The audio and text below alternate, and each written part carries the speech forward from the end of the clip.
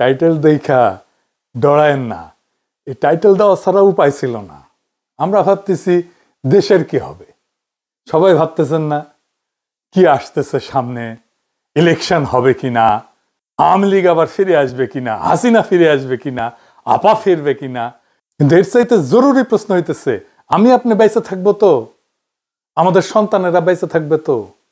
হাসিনা তো আমাদের সন্তানদের পাখির মতো গুলি করে মারছে, কিন্তু আজকের সরকারও মারতেছে আমাদের আর আমাদের সন্তানদের। তবে ধীরে আসেন একটু বিস্তারিত বুঝে দেখি। আলাপ শুরুর আগে একটু গৌরচন্দ্রিকা করে নিই। আমি বাংলাদেশের মানুষের অনেক বাস্তব সংকট মোকাবেলার জন্য বেশ কিছু সমাধানের পথ বাতলাই দিছিলাম। চাইলে প্রফেসর ইউনূসের সরকার অনেকগুলোই বাস্তবায়ন করতে পারত, করে নাই। আজকে আমি এমন একটা ইস্যু নিয়ে কথা বলবো যার ভুক্তভোগী আমরা সবাই, আমি আপনি সবাই। আর এই সমস্যা আমাদের স্বাস্থ্য, আমাদের জীবনী শক্তি, আমাদের জাতির প্রোডাক্টিভিটি, উৎপাদনশীলতা একেবারে নিঃশেষ করে দিচ্ছে।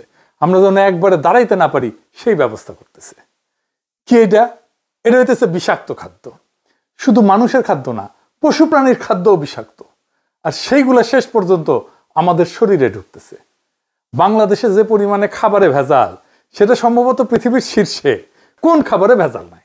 দুধ বলেন, শাকসবজি বলেন, ফল, মশলা, আচার, আইসক্রিম, মাছ, কোনটা না? প্রত্যেক দিন আমরা নিজেরা বিষ খাই, সন্তানদের মুখে বিষ তুলে দিই। রেস্টুরেন্টে যে রান্না হয় সেটাও পচা। বাংলাদেশ সম্ভবত একমাত্র দেশ যে দেশে 5 স্টার হোটেলে খাইলেও পেট খারাপ হয়। ব্যানে ভ্যানে করছি না। একবার সেরাটন হোটেলে খাইছিলাম 2006 সালে। আমার নিজের টাকায় না, আমারও তো টাকা নাই সেরাটন হোটেলে খাওয়ার মতো। অফিসের বস ফ্রান্স থেকে আসছিল, ও খিলাইছিল। ওরে বাপ, রাত থেকে বমি আর পাতলা পায়খানা একেবারে ডাইরেক্ট হয়ে গেছিল। হাসপাতালে ভর্তি হইতে হয়েছিল, তার সাথে জ্বর। যাই হোক, কারো কোনো ভ্রুক্ষেপ আছে? এই যে খাবার দাবারের যে অবস্থা, আমরা যে বিষ খাইতেছি, কারো কোনো ভ্রুক্ষেপ নাই। নিরাপদ খাদ্য, এটা পাওয়া যায় মানুষের মৌলিক মানবাধিকার, এটাও মনে হয় জানে না কেউ। অথচ বাংলাদেশের খাদ্যকে পরিপূর্ণভাবে নিরাপদ করে তোলা সম্ভব 2 থেকে 3 বছরের মধ্যে। আমি গ্যারান্টি দিব এটাই হবে। এখন কেমনে হবে আসেন সেটা বুঝে দেখি। আচ্ছা, আপনাদেরকে জানা আছে যে আমাদের কোন কোন সরকারি প্রতিষ্ঠান আর কতজন লোক এই যে নিরাপদ খাদ্য নিশ্চিত করার জন্য কাজ করে? আমরা পয়সা দিয়ে পালি সরকারি কর্মচারী, জানা নাই? আসেন সেটা দেখি। বাংলাদেশে নিরাপদ খাদ্য নিশ্চিত করার কাজে একাধিক প্রতিষ্ঠান যুক্ত আছে। এগুলো খণ্ডিতভাবে কাজ করে, আপনি কল্পনাও করতে পারবেন না যে কত লোক কাজ করে। তাও আপনি যেই তিমিরে ছিলেন সেই তিমিরেই থাকতেছেন। আসেন এক এক কইরা দেখি। বাংলাদেশ নিরাপদ খাদ্য কর্তৃপক্ষ, BFSA, এদের কাজ হইতেছে স্বাস্থ্যসম্মত খাদ্য নিশ্চিত করার জন্য বাংলাদেশে প্রতিষ্ঠিত মূল এবং সবচেয়ে গুরুত্বপূর্ণ সংস্থা হচ্ছে এইটা। এরা খাদ্য উৎপাদন দেখে, প্রক্রিয়াকরণ দেখে, আমদানি দেখে, বিপণনের প্রত্যেকটা স্তরে খাদ্যের মান পর্যবেক্ষণ এবং নিয়ন্ত্রণ করে। এটা বিভিন্ন সংস্থার কার্যক্রম সমন্বয়কারী বা আমব্রেলা বডি হিসেবে কাজ করে। অনুমোদিত লোকবল 365 জন। 2 নাম্বার, জাতীয় ভোক্তা অধিকার সংরক্ষণ অধিদপ্তর, DNCRP। আপনারা দেখেন যে মাঝে মাঝে ম্যাজিস্ট্রেট যায় দোকানে দোকানে, এটা হচ্ছে এই ভোক্তা অধিকার সংরক্ষণ অধিদপ্তর থেকে। এরা সরাসরি খাদ্যে ভেজাল বা অনিরাপদ উৎপাদনের ব্যবহার রোধে কাজ করে। এই সংস্থায় বাজার অভিযান পরিচালনা করে এবং অস্বাস্থ্যকর এবং ভেজাল খাদ্য বিক্রির বিরুদ্ধে আইনানুগ ব্যবস্থা গ্রহণ করে। ভোক্তারা যদি অভিযোগ করে তার ভিত্তিতেও তারা তদন্ত করে, জরিমানা করে। এদের লোকবল অনুমোদিত 664 জন। 3 number, Bangladesh standards and testing institution, BSTI। Seal দেখেন না BSTI এর? এটা হইতেছে সেটা বিভিন্ন খাদ্য পণ্যের মান নির্ধারণ করে এবং সেই মান অনুযায়ী পণ্য উৎপাদন হচ্ছে কিনা সেটা নিশ্চিত করে। তারা পণ্যের অনুকূলে BSTI এর একটা সিল দেয়, যা পণ্যটা নিরাপদ কিনা এইটার নিশ্চয়তা দেয়। খাদ্যে ভেজাল রোধ এবং সঠিক পরিমাণ নিশ্চিত করতে BSTI নিয়মিত ভ্রাম্যমাণ আদালত পরিচালনা করে। বর্তমানে এদের 664টা পদ আছে, আরো 1600 পদ এই সরকারি নিয়োগ দেবে, এটা পরিকল্পনা গ্রহণ করা হয়েছে। 4 নাম্বার, জনস্বাস্থ্য ইনস্টিটিউট, IPH। এইটা স্বাস্থ্য অধিদপ্তরের অধীনে থাকা জনস্বাস্থ্য রক্ষার জন্য একটা গুরুত্বপূর্ণ প্রতিষ্ঠান। এর অধীনেই আছে national food safety laboratory, NFSL। এই যে এটা খাদ্যের রাসায়নিক এবং মাইক্রোবায়োলজিক্যাল পরীক্ষা, অণুজীব পরীক্ষা, এটার মাধ্যমে গুণগত মান এবং নিরাপত্তা যাচাই করে। এইটা দেশের অন্যতম প্রধান খাদ্য পরীক্ষাগার। এইটার লোকবল আমি ঠিক খুঁজে পাই নাই, কিন্তু অনুমান করি এটা 100-র মতো হবে আর কি। 5 নাম্বার, বাংলাদেশ বিজ্ঞান এবং শিল্প গবেষণা পরিষদ, BCSIR, সায়েন্স ল্যাবরেটরিজ। এই প্রতিষ্ঠান মূলত একটা গবেষণা সংস্থা, কিন্তু এর অধীনে থাকা খাদ্য বিজ্ঞান প্রযুক্তি ইনস্টিটিউট আছে একটা, IFST। এরা নিরাপদ খাদ্য নিয়ে গুরুত্বপূর্ণ গবেষণা করে এবং তারা খাদ্যের পুষ্টিগুণ, টক্সিন মানে বিষ আছে কিনা খাদ্যের মধ্যে, ভেজাল শনাক্তকরণের নতুন পদ্ধতি উদ্ভাবন করে, যা নিরাপদ খাদ্য নিশ্চিতকরণে পরোক্ষভাবে সহায়তা করে।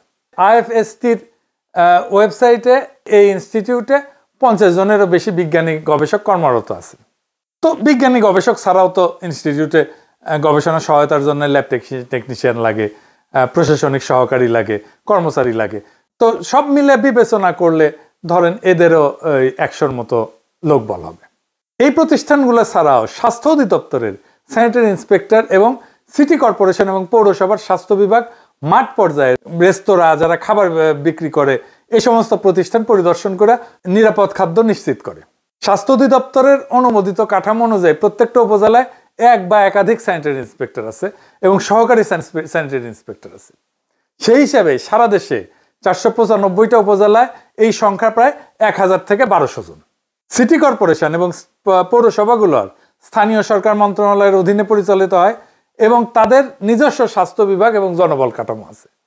এদের লোকবলের সংখ্যা প্রতিষ্ঠানের আকার, আয়তন এবং বাজেটের উপর ভিত্তি করে ভিন্ন ভিন্ন হয়। তো ধরেন সিটি কর্পোরেশন, বড় সিটি কর্পোরেশনগুলোতে যেমন ধরেন ঢাকা, চট্টগ্রাম, এদের স্বাস্থ্য বিভাগ বেশ বড় এবং সুসংগঠিত। প্রত্যেকটা সিটি কর্পোরেশনে একজন প্রধান স্বাস্থ্য কর্মকর্তা থাকে। এর অধীনে প্রত্যেকটা আঞ্চলিক বা জোনাল অফিসে স্বাস্থ্য কর্মকর্তা এবং তার অধীনে স্যানিটারি ইন্সপেক্টর বা খাদ্য পরিদর্শক কাজ করে। এদের আনুমানিক সংখ্যা ধরেন যেগুলো সিটি কর্পোরেশনের কয়েকশো। সারা দেশের 12টা সিটি কর্পোরেশন মিলায় এই সংখ্যাটা হবে 500 থেকে 700, তার একটু বেশিও হইতে পারে। পৌরসভা, বাংলাদেশের 329টা পৌরসভা আছে। এদের স্বাস্থ্য বিভাগের আকার তুলনামূলকভাবে ছোট।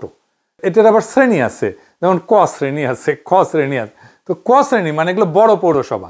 এখানে স্যানিটারি ইন্সপেক্টরের পদ থাকলেও ছোট পৌরসভাগুলোতে একজন স্বাস্থ্য সহকারী বা স্যানিটেশন টেকনিশিয়ান আছে, এই দায়িত্ব পালন করে, একই দায়িত্ব পালন করে। আনুমানিক সংখ্যা, এই সংখ্যাটা আমি কোথাও খুঁজে পাইনি, আনুমানিক সংখ্যা প্রত্যেক পৌরসভায় যদি গড়ে 2 থেকে 3 জন করে ধরি, তাহলে সারা দেশে পৌরসভাগুলোতে এই সংখ্যা 600 থেকে 900-র মতো হবে আর কি। বিভিন্ন সরকারি সংস্থাগুলোর অনুমোদিত এবং আনুমানিক লোকবল যোগ করলে প্রায় 4500-এর মতো হয়। এইবার বলেন 4500 লোক আপনার নিরাপদ খাদ্য নিশ্চিত করতে কাজ করতেছে, পারতেছে কি? পারতেছে না। কিছু পারতেছে? কিচ্ছু পারতেছে না। আচ্ছা, আমরা আশেপাশের কিছু পরিসংখ্যান দেখি, মানে ধরেন আশেপাশের দেশ, ধরেন ইন্ডিয়ারটাই দেখি। আসেন ইন্ডিয়ারটা একটু দেখি, আমরা মিলাই দেখবো বাংলাদেশের সাথে। ইন্ডিয়ায় ঠিক একই কাজ কতজন করে জানেন? 27500 জন। বাংলাদেশের জনসংখ্যা তো প্রায় 17 কোটি। তো মোট লোকবল হচ্ছে 4500-এর মতো। প্রায় প্রত্যেক 39,000 জনের জন্য একজন পরিদর্শক। ইন্ডিয়ার জনসংখ্যা 140 কোটি, লোকবল আছে প্রায় 25,000 ধরলাম আর কি, 25 থেকে 30,000 ধরলাম, 27,500 গড়ে। তো তাইলে প্রত্যেক 51,000 জন মানুষের জন্য একজন পরিদর্শক। তাইলে আমাদের লোকবল ইন্ডিয়ার চাইতে বেশি। তাইলে ইন্ডিয়ার চাইতে কি খাদ্য আমাদের দেশে বেশি নিরাপদ? আসেন সেটা দেখি। ইন্ডিয়া একটা গবেষণা হয়েছিল এবং পাওয়া গেছে যে 42% খাবারে ভেজাল পাওয়া গেছে। তার মানে 58% খাবার ভালো। আমাদের দেশে ভেজাল কত? 76% খাবারে ভেজাল, মানে 24% খাবার ভালো। তাহলে আমাদের এই 4500 লোক বল কি বাল ফেলাইতেছে? কিচ্ছু না। অন্তত ইন্ডিয়া স্ট্যান্ডার্ড তো মেনটেন করবে। কি ভয়াবহ অবস্থা বিরাজ করতেছে দেখেন। তাহলে এখান থেকে উত্তরণের পথ কি? আচ্ছা, এবার আলাপে যাওয়ার আগে আরেকটা তথ্য দেখে নি। আমেরিকাতে কতজন কাজ করে নিরাপদ খাদ্য নিয়ে কাজ করতে? 5,500। যুক্তরাষ্ট্রে জনসংখ্যার হিসাবে প্রত্যেক 61,000 জনে একজন খাদ্য পরিদর্শক কাজ করে, একজন খাদ্যকর্মী। মানে আমরা আমেরিকার চাইতে বেশি লোক নিয়ে আমরা কিছুই করতে পারতেছি, কিছুই করে না। এরা হয় জানে না অথবা কাজ করে না, বসে থাকে, খালি বেতন গুনে। তাইলে এগুলোর পাবলিকের ট্যাক্সের টাকায় পাইলে লাভ আছে? নাই। সরকারের কি কোনো মাথা ব্যথা আছে? নাই। যেভাবে চলতেছে, কেউ প্রশ্ন করে না। এটা নিয়ে যে কাজ করতে হবে সেটাও কেউ বলে না। তাইলে এখন আমাদের কি করতে হবে? এই যে জটিল অবস্থা, এই জটিল অবস্থা সামলানোর মতো প্রতিষ্ঠান আমাদের নাই। একটা প্রতিষ্ঠান আছে যেটা মোটামুটি ভালো কাজ করে, সেটা হইতেছে ড্রাগ অ্যাডমিনিস্ট্রেশন। ড্রাগ অ্যাডমিনিস্ট্রেশনকেই আমাদের মূল ইনস্টিটিউট করে সবগুলো খুচরা খাচরি যেগুলো বিভিন্ন জায়গায় ছড়াই ছিটা আছে সবগুলোকে ড্রাগ অ্যাডমিনিস্ট্রেশনের আন্ডারে আনতে হবে এবং আমাদের নাম দিতে হবে আমেরিকার মতো ফুড অ্যান্ড ড্রাগ অ্যাডমিনিস্ট্রেশন। খাদ্য এবং ওষুধের অ্যাডমিনিস্ট্রেশন, এদের এক্সপার্টাইজ আছে, দক্ষ লোক, এরা জানে কিভাবে ওষুধের মান নিয়ন্ত্রণ করতে হয় এবং এরাই পারবে খাদ্যেরও মান নিয়ন্ত্রণ করতে। তো যুক্তরাষ্ট্রে FDA কি করে আসেন একটু বুঝে দেখি। 1 নাম্বার, খাদ্য নিরাপত্তা এটা নিশ্চিত করে, ওষুধ নিয়ন্ত্রণ করে, চিকিৎসা যন্ত্রপাতি মেডিকেল ডিভাইস এটা নিয়ন্ত্রণ করে, ভ্যাকসিন এবং বায়োলজিক্স আরেক ধরনের ওষুধ সেটা নিয়ন্ত্রণ করে, তামাক নিয়ন্ত্রণ করে এবং কসমেটিক্স এবং সাপ্লিমেন্টস নিয়ন্ত্রণ করে। সাপ্লিমেন্টস মানে যে ভিটামিন টিটামিন এই সমস্ত, প্রোবায়োটিক ইত্যাদি ইত্যাদি। বাংলাদেশে FDA ধাঁচের একটি শক্তিশালী দপ্তর করতে হইলে জনবল ধাপে ধাপে বাড়ানো বাস্তবসম্মত। প্রথম ধাপে আমাদের যা লোক আছে সবগুলোকে একসাথে নিয়ে এসে এটার আন্ডারে রাখতে হবে এবং ফুড অ্যান্ড ড্রাগ অ্যাডমিনিস্ট্রেশন এটা স্বাস্থ্য মন্ত্রণালয় থেকে বাইর করে নিয়ে এসে এটাকে একটা স্ট্যাটিউটরি বডি করতে হবে। এইটা থাকবে প্রাইম মিনিস্টারের কার্যালয়ের অধীনে।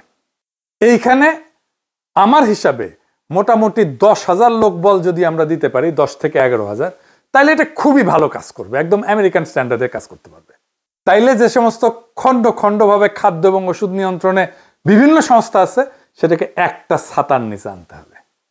প্রথম ধাপে ডিরেক্টর ড্রাগ অ্যাডমিনিস্ট্রেশন DGDA এবং BFSA যেটা নিরাপদ খাদ্য কর্তৃপক্ষ, এই দুটোকে একীভূত করতে হবে, কারণ এই দুই প্রতিষ্ঠানই যথাক্রমে ওষুধ এবং খাদ্যের মূল নিয়ন্ত্রক। এরপর ধাপে ধাপে Bangladesh standards and testing institution BSTI এর পরীক্ষাগার, তার ক্ষমতা, এর মান নির্ধারণের অংশ এটা যুক্ত করা যেতে পারে, ভোক্তা অধিকার সংরক্ষণ অধিদপ্তর এটা যুক্ত করা যেতে পারে, বাজার নজরদারির অংশটা, তাহলে মাঠ পর্যায়ের কার্যক্রম শক্তিশালী হবে। তামাক নিয়ন্ত্রণ সেল এটা স্বাস্থ্য মন্ত্রণালয় আছে এবং শিল্প ও বাণিজ্য মন্ত্রণালয় আছে। তো এইটা দুই জায়গা থেকে আলাদা করে এই FDA এর আন্ডারে দিতে হবে। আর কসমেটিক্স, আমি জানি না কসমেটিক্স কেউ দেখে কিনা, কসমেটিক্স এবং সাপ্লিমেন্টস নিয়ন্ত্রণের জন্য DGDA এবং BSTI থেকে নতুন দপ্তরে স্থানান্তর করলে পুরা খাত একটা ছাতার নিচে চলে আসবে। এইভাবে ধাপে ধাপে আগাইলে বিচ্ছিন্ন সংস্থাগুলো একীভূত হয়ে একটা পূর্ণাঙ্গ food and drug administration of Bangladesh গড়ে উঠবে। আমি আগেই বলছি যে পুরা দপ্তর সাজাইতে 10 থেকে 11,000 লোক লাগবে। যদি আমরা এটা আমেরিকান স্ট্যান্ডার্ডে চাই, আমাদের হাতে আছে 4,500 লোক, তামাক নিয়ন্ত্রণের সাথে যুক্ত আছে প্রায় 1,000-এর মতো, তার মানে 5,500 হইল। আর ড্রাগ অ্যাডমিনিস্ট্রেশনে প্রায় 1,100 লোক আছে, তার মানে 6,600 লোক আমার কাছে এখনই রেডি, আমরা তাদেরকে বেতন দিই। এই জনবল আমার এখনই আছে। তো কোন দপ্তর কিভাবে কোথায় যাবে তার একটা খসড়া করছি এইভাবে। এইটা সাহেব এটা একটু পাশে দেখান, আমি বলতেছি। প্রথমে আসবে ওষুধ প্রশাসন অধিদপ্তর DGDA, এইখান থেকে ওষুধ নিয়ন্ত্রণ হবে, মেডিকেল ডিভাইস ভ্যাকসিনের নিবন্ধন হবে, মান নিয়ন্ত্রণ হবে, কসমেটিক্স এবং সাপ্লিমেন্ট সংক্রান্ত সব দায়িত্ব সরাসরি ফুড অ্যান্ড ড্রাগ অ্যাডমিনিস্ট্রেশন বাংলাদেশে চলে আসবে। এরপরে যুক্ত হবে বাংলাদেশ নিরাপদ খাদ্য কর্তৃপক্ষ BFSA, খাদ্য নিরাপত্তা আইন, নীতি, ফিল্ড পর্যায়ের সমস্ত তদারকির ক্ষমতা ফুড অ্যান্ড ড্রাগ অ্যাডমিনিস্ট্রেশন বাংলাদেশের খাদ্য নিরাপত্তা বিভাগে স্থানান্তরিত হবে। BSTI থেকে খাদ্য এবং কসমেটিক্সের মান নির্ধারণ হবে এবং পরীক্ষাগার কার্যক্রমের একটা অংশ যুক্ত হবে। স্থানীয় সরকার প্রতিষ্ঠান যেমন সিটি কর্পোরেশন, পৌরসভা, যাদের ভ্রাম্যমাণ আদালত এবং স্যানিটারি ভেটেরিনারি ইন্সপেকশনের ক্ষমতা আছে, তারা সমন্বিত হয়ে ফুড অ্যান্ড ড্রাগ অ্যাডমিনিস্ট্রেশনের খাদ্য নিরাপত্তা বিভাগ এবং ভোক্তা অধিকার সেলের সঙ্গে কাজ করবে, তাদেরকেই রিপোর্ট করবে। স্বাস্থ্য অধিদপ্তর এবং রোগতত্ত্ব রোগ নিয়ন্ত্রণ যেটা IEDCR, এইখান থেকে ভ্যাকসিন এবং বায়োলজিক্সের মান নিয়ন্ত্রণ এবং গবেষণা অংশ যুক্ত করতে হবে। ভোক্তা অধিকার সংরক্ষণ অধিদপ্তর মানে DNCRP, এটার বাজার নজরদারির একটা অংশ যুক্ত হবে যাতে খাদ্য এবং ওষুধ সংক্রান্ত প্রতারণা প্রতিরোধে food and drug administration Bangladesh কার্যকরভাবে ভূমিকা রাখতে পারে। সবশেষে স্বাস্থ্য মন্ত্রণালয়ের তামাক নিয়ন্ত্রণ সেল এবং শিল্প ও বাণিজ্য মন্ত্রণালয়ের তামাক উৎপাদন এবং বিপণন অনুমতির ক্ষমতা একত্রিত হয়ে ফুড অ্যান্ড ড্রাগ অ্যাডমিনিস্ট্রেশন বাংলাদেশের তামাক নিয়ন্ত্রণ বিভাগ গঠন করবে। এইভাবে ডিজিডিএ থেকে ওষুধ, বিএফএসএ থেকে খাদ্য, বিএসটিআই থেকে মান নিয়ন্ত্রণ, স্থানীয় সরকার থেকে ফিল্ড ইন্সপেকশন, ডিজিডিএস থেকে এবং আইডিএস থেকে ভ্যাকসিন, ডিএনসিআরপি থেকে বাজার তদারকি এবং টোবাকো সেল থেকে তামাক নিয়ন্ত্রণ সব একত্রিত হয়ে একটা পূর্ণাঙ্গ food and drug administration of Bangladesh গড়ে উঠবে। বিষমুক্ত খাদ্য মানে শুধু স্বাস্থ্য না, এটা আমাদের অধিকার, এটা আমাদের ভবিষ্যৎ। আমরা চাই দুধে বিষ না, বিশুদ্ধতা। আমরা চাই শাকে রাসায়নিক না, প্রাণের গন্ধ। আমরা চাই রেস্টুরেন্টে ভোজ, হাসপাতালের শয্যা না। আজ সময় আসছে আমরা বলবো একসাথে, আমরা নিরাপদ খাদ্য চাই, এখনই চাই, আজই চাই। এই দাবিই আমাদের শক্তি, এই দাবিই আমাদের বাঁচার শপথ। যেদিন ভেজাল মুক্ত খাদ্য হবে সবার অধিকার, সেদিনই জন্ম নেবে একটা শক্তিশালী, সুস্থ, অদম্য বাংলাদেশ। ইনকিলাব জিন্দাবাদ।